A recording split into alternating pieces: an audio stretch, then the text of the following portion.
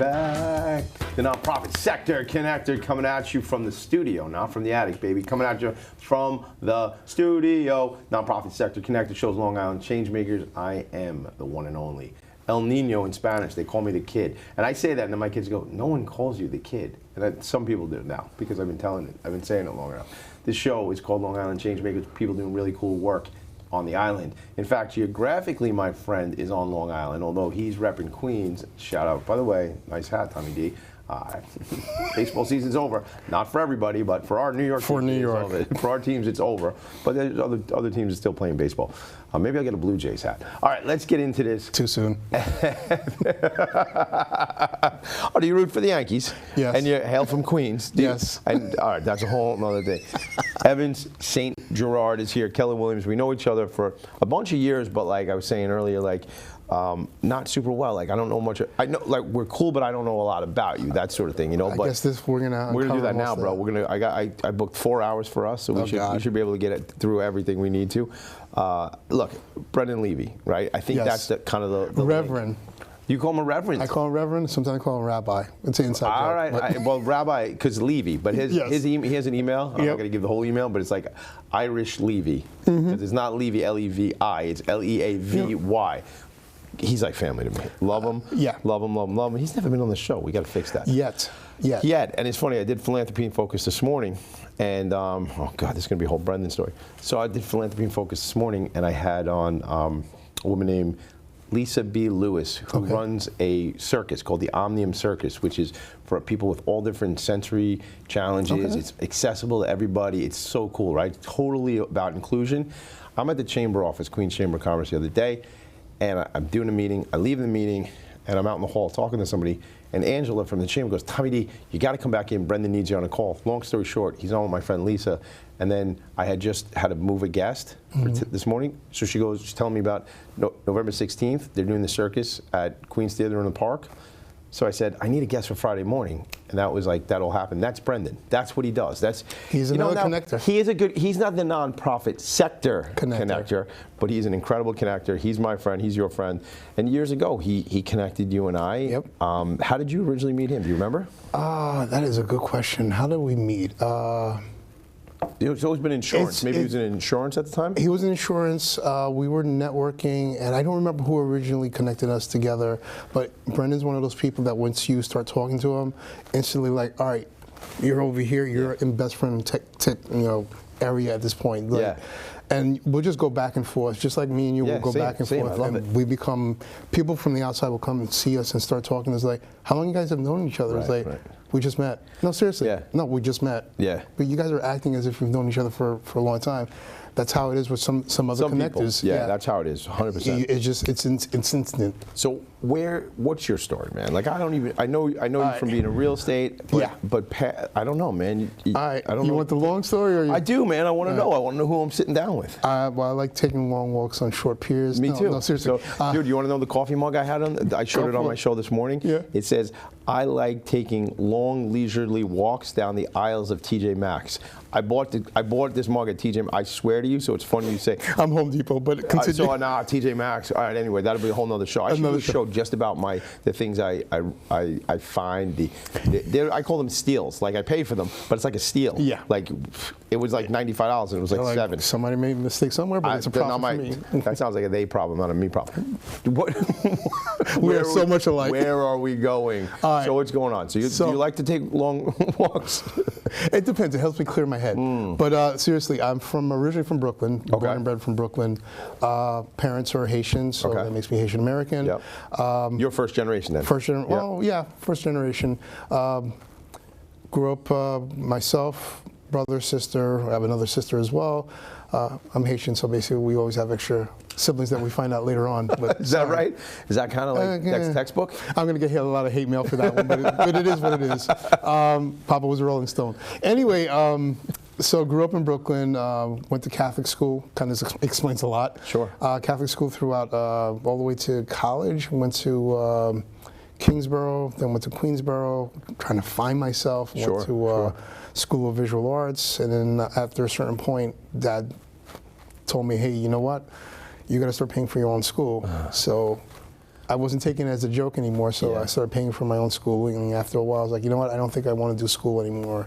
Let me go get a job. Got a job. Was working at the Wall Street Journal for, I want to say 13 something years. What were you doing there? I was working in the mailroom for a while, but I was Okay. doing things on the side also. I met my best friend, Dean Graber, who I'm still working with right now. Evantz and Dean. Yeah. I'm telling you, that's like a thing in my head. Well, it's like Tom and Jerry, basically, so it's Evantz and Yeah. Dean. So met him early 2000s. I want to say early 2000 exactly.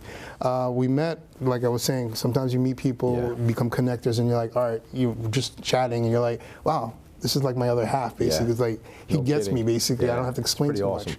So since then, I was working at the Wall Street Journal, and I met Dean. He was doing the mortgages at the time, and I was helping out with the mortgage. I was like, what exactly do you do with mortgages? Because at the time, I was like, go to a bank, you cash your check, and that was pretty much it. I wasn't thinking, basically, you have to go to a bank. You got specialists, basically, that takes care of the homes, and then you have business bankers and stuff like that. So it wasn't clicking to me at the time, because I was young, in my 20s, doing whatever.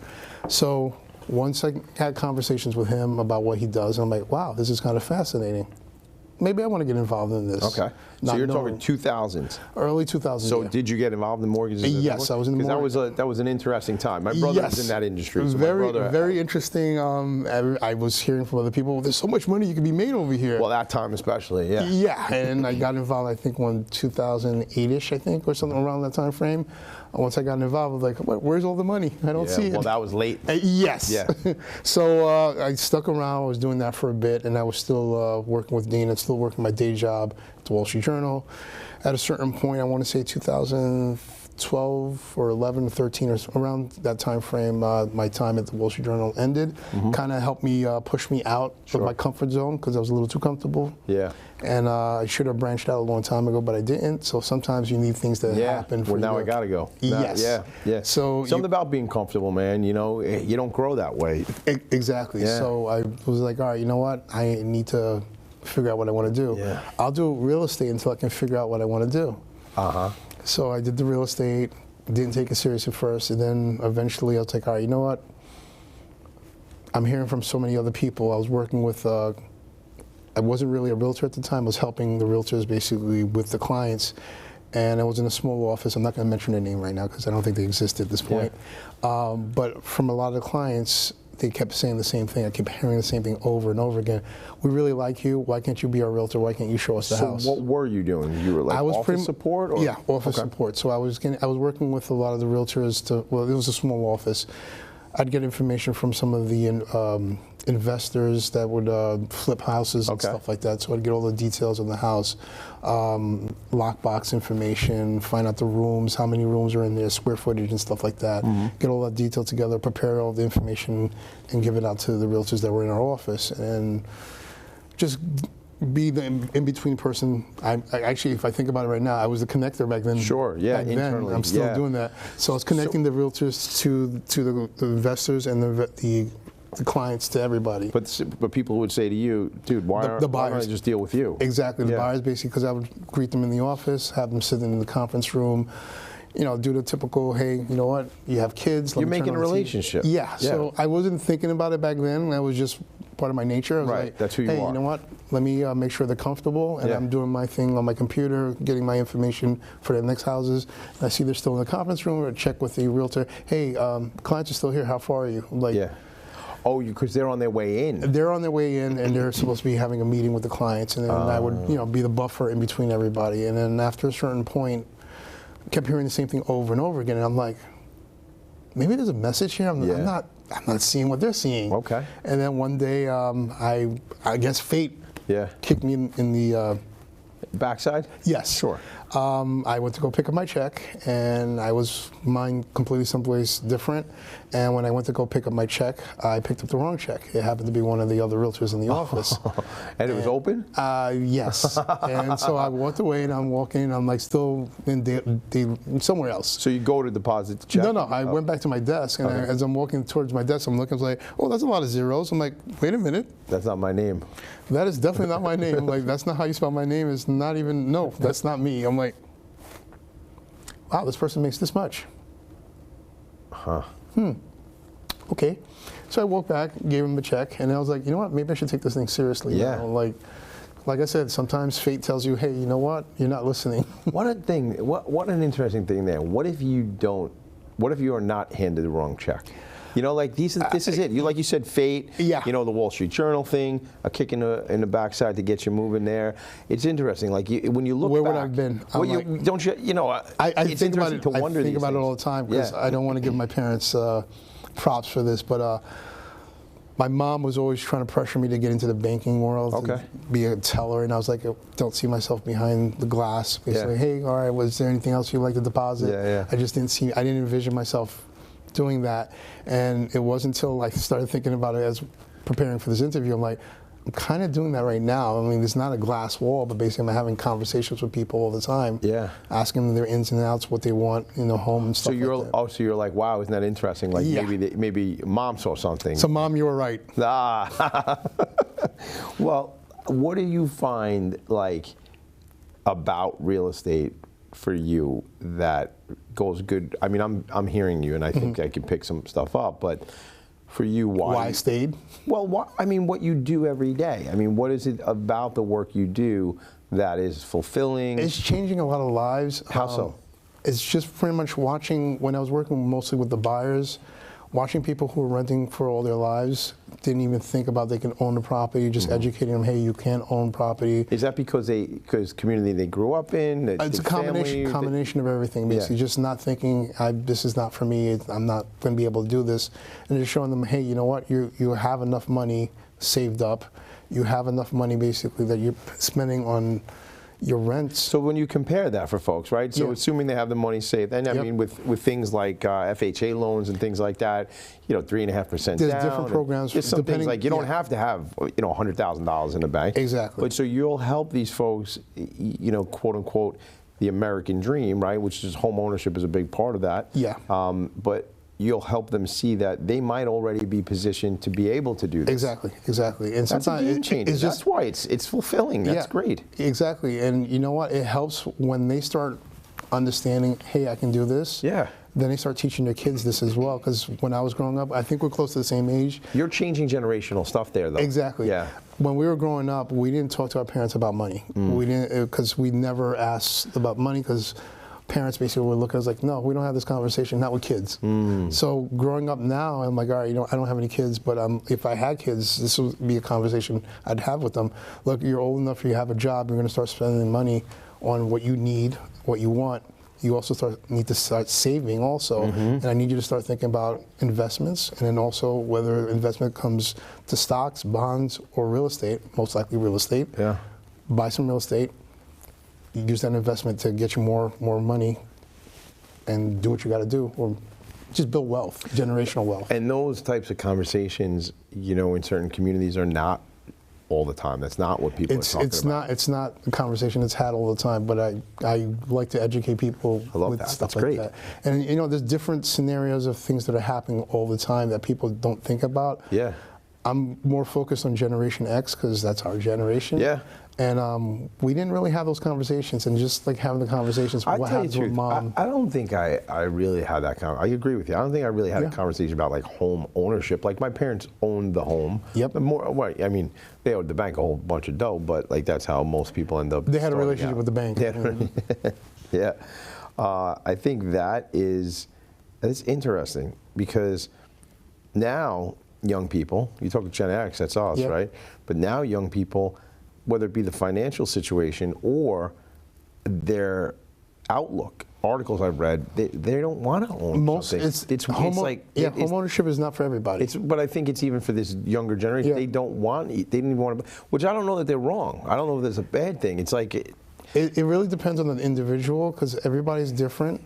Depending on where you are in life, Yeah. maybe when you're younger, you just don't want to be tethered to having a Sure, property. sure. You want to live your life, do what you got to do. But then as you get older, you want a place basically to rest your head, do what you got to do, and not, sometimes you want to age in place. You want to be in your home as you age and have your kids come over. They can take care of you, hopefully, Yeah. knock on wood. Yeah. And- Well, I got a lot. That's why I had a lot of them. I know. I figured I hedged my bet that way, man. Maybe one of them will like me when I'm older. All of them will like you. Nah, All of I'm them. sure. Yeah. I'm sure. But no, just going back to talking about having conversations with clients. A lot of us, Gen X, we have parents who are aging. Yeah. And Sandwich unfortunately, generation, right? Yeah, we're the sandwich generation. We're taking care of our kids, and then we also have our parents, so we're juggling both. Sometimes we need help. All right, well, what do I do? Like, I want to move mom back into the home, or dad, or whatever the case may be, and want to make sure we have enough space for everybody. The current house that we have is not going to be the ideal situation for everybody. Maybe I need a bigger place. I need a special bathroom or whatever for mom, and what do I do? So I'm getting more involved in things that revolve around seniors and stuff like that. I love that. But that's so, there's certain accreditations and things like that, right? Like senior. There are. I do have one that's it's called SRES. Sorry, I'm losing my voice. No, that's what I was thinking. It's Senior Real Estate Specialist. Yeah. And why is that important though? Because, like I mentioned before, my generation, we have parents. But I mean, what are they? I think I asked that the wrong way. More like, how are you a specialist? What do they teach you to try to understand? It's basically just having conversations, the right conversations. What's important to the family? It's not you're just talking to the elderly. You're also talking to the kids, the adult kids who are making the decisions. Yeah. You want to make sure everybody's comfortable with the decision. Because at the end of the day, it's always going to be their decision. They have to be empowered with the information that you're giving them and pointing them in the right direction. I think that's so important because, when you think about being a trusted advisor, I'm still thinking about that same guy you were talking about before you, like helping get people set up in the conference room and then being empathetic about they're sitting there waiting for this realtor who maybe is on Jamaica Avenue stuck in traffic or on the expressway or whatever. That it's that thoughtful nature, that's that consultative side of it, right? Where you're sitting with folks, a real estate transaction. It can be difficult. And and it's a big purchase, right? Yeah. And it doesn't happen. Some folks, maybe you buy 2-3 homes in your entire lifetime. Exactly. That's a very important conversation. It's an intimate conversation with the family, right? So they need somebody they can trust. Well, I'm glad you mentioned the trust part because that goes a long way when you're having these conversations. Because if they don't trust you, they're not opening up to you. Right. And your job is to get them to open up to you, get all the details, literally put everything on the table. If I have all the information on the table, I know exactly, all right, well, you need to do this, this, and this. Here are the options that we have available to you. If I feel like something's being held back, I'm not able to advise you correctly because basically I don't have all the information. Just the same thing like in your line of work. You're having conversations all the time. You have to know what's going on. Who have you found, not like as a person's name, but I think who the usual suspects would be that are good collaborators or partners for you and your business, but so it helps other people think about that relationship. For me right now, like I mentioned before, anybody who's dealing with the elderly, so anybody who's dealing with probate attorneys, estate planning attorneys, those are usually good collaborators for us right now. I do webinars also. I'm getting involved a lot more. I'm trying to. I'm going to take the word try out of my vocabulary. I like that. I intend to have more conversations with people. Unfortunately, because I'm in Gen X, a lot of people are getting divorced, they're getting separated, and it's. But there are a couple transactions when that happens, man, right? We got to sell the primary residence, probably buy 2 new ones. Sometimes pretty good. Sometimes that's the case. Sorry, look, this is just reality. No, it is. It is half reality. the people that that are married are not going to be married forever. Exactly. So, not to be like advantageous or whatever, but to be a consultant, and if you have that opportunity and you present yourself as somebody they can trust, exactly. And in a lot of those cases, that I've heard, because I have other friends of mine who that are not realtors but serve that same population, people getting divorced. Oftentimes, one spouse understands the finances. Not saying man or woman, but one spouse really has that stuff down. Yep. The other doesn't know. So I see this a lot with financial advisors. Like when somebody comes out of a marriage, one party might not know anything. Exactly. Doesn't know what assets they have, doesn't really, sometimes they don't even have a bank account. So they need to be educated and have somebody in their corner. So I think that's a big part of what you can do. That's one of the reasons why I partner with so many. You asked me who I partner up with, financial planners, CPAs, anybody who I think is going to be of value to my clients. So whatever their situation that they're going through in life, we have people who have financial situations where they need to sell the property. They might have been behind on some payments. A spouse might have passed away and they were the breadwinner, the main breadwinner, and they can't afford the property anymore, or a divorce, or basically they need to move somewhere else. There's different reasons why people need to sell homes also. So want to make sure that I have the right clientele. Well, want to have the right people to point my clientele to. Without so a doubt, hey, because talk to this person. It can go both ways, the Yeah. relationships and connections. So do you have a specific, I mean, are you still in Bayside? Is that Yeah. where your office is? So do you still have, or not do you still, but do you have like a geographic focus area? I'm pretty much Queens, Long Island, Okay. Nassau and Suffolk, Brooklyn, because I'm from Brooklyn, so it'd be wrong if I didn't show up in Brooklyn. Yeah. And the Bronx as well. Like Okay. when Wow. somebody needs to sell a property in the Bronx, we can help them with that. And when I think of you, I think straight residential. Is that accurate? Yes. We do some mixed-use properties like right now. Okay, so mixed use, but not you're not selling commercial property. Commercial property is not my specialty. Yeah. If somebody reaches out to me, I have people You always in our have the office. connections, of course. I'm the connector, so I know all I should about have it, some man. connections. I know all about it. Yeah. So you ever meet my buddy Ray Aurora? I think we've met. I probably should connect you. He does a great job on the commercial side. Okay. So when you say like mixed use, you know, I got a deli, I got a convenience store downstairs, And upstairs you have apartments yes. upstairs, that sort of thing. Yeah. Yeah. Okay. So we have those. We're actually right now we just picked up a property. It's a church on the first floor, and there's a resident on the second floor. It's 3 bedrooms on the upstairs. So what do you think? Is it a challenging market right now? I mean, in the last few years, you say I've heard, excuse me, there's no supply. High demand, no supply. Is that still? It's still kind of that way.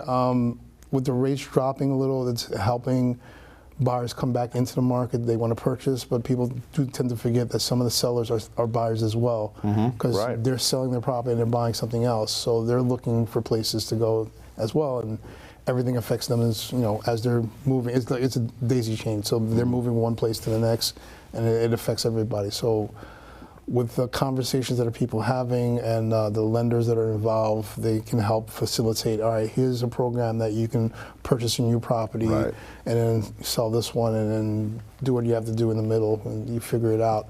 But you have the conversations with your lender, with your realtor. And if you're going from state to state, it's always a conversation. It's best practice.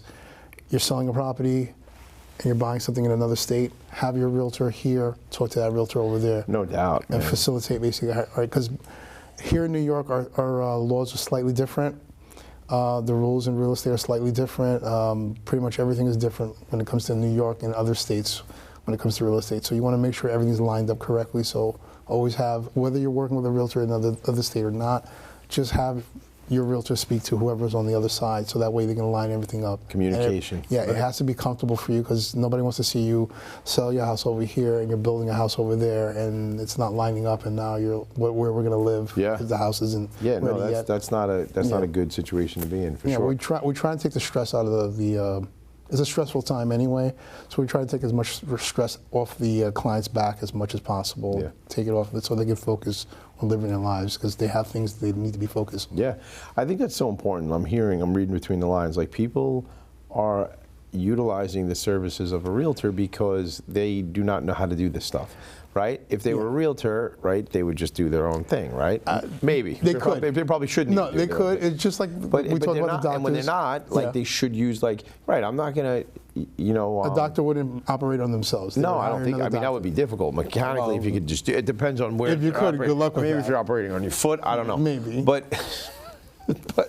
But I think it's great that you talk about that as like you're taking all that off them, because whatever they're doing, they're running a business. We're trying to. Do the best you can. Not everybody will allow us to do that, because sometimes you have people. They're independent. They don't want help. They want to do it all on their own, and I can only do as much as you allow me to. I like that though, and that's cool too, because it's what they allow you to. Personally, like me, if I don't know how to do it, I don't really want to do it. I just want somebody to do it, and then otherwise, like, say I have a problem with the toilet, for example. I can break it even worse than it was broken, and then I have to pay the plumber. Or I can just have him come in and fix it, and I can watch my kid play baseball. And that's like, it is basically leveraging your time by allowing somebody else to do it. Without a doubt. You can focus on time with your kid. Yeah, I love that. Let me ask you this question, because I know you talk about like educational events. You said webinars and things like that. I have to guess you probably do like first-time home buyer things. And we've done like first-time home buyers. Right now, I'm doing one for teachers, I think that's coming up the end of this month. Another one I'm doing is for the teachers one is teachers, educators, anybody in the school system that are helping educate, whether it's kids, adults, whatever it is. We're doing something specifically for them, and it's not just buying; it's also selling. They might have inherited a property. What are you going to do with it and stuff like that? You have extra equity in your house. What to do with it? Just a regular conversation, 45 minutes to an hour. And then we have the following month in November, we're doing one with first responders. Okay. We've done a few of them before. We do different ones. I'm working on putting together one for divorce and real estate, because it does come up a lot. Yeah. Not just divorce, separations, whatever you want to call it. Yeah. People decide to uncouple. I don't know if they're still using that word or not. I like that word. Yeah, well, I heard it a while back. I don't know. I like it. Trying to be like the kids and like trying to bring that back. Yeah, you and me, Yeah. two young bucks just hanging around. Yes. I know somebody's going to call me Unc in a minute, but anyway, it is what it is. But no. You know, by the way, that's Uncle Brendan. I call him Uncle Brendan. Shout out again to Brendan Levy. He's gonna love this episode. It's all about him. Yes, it's always about Brendan.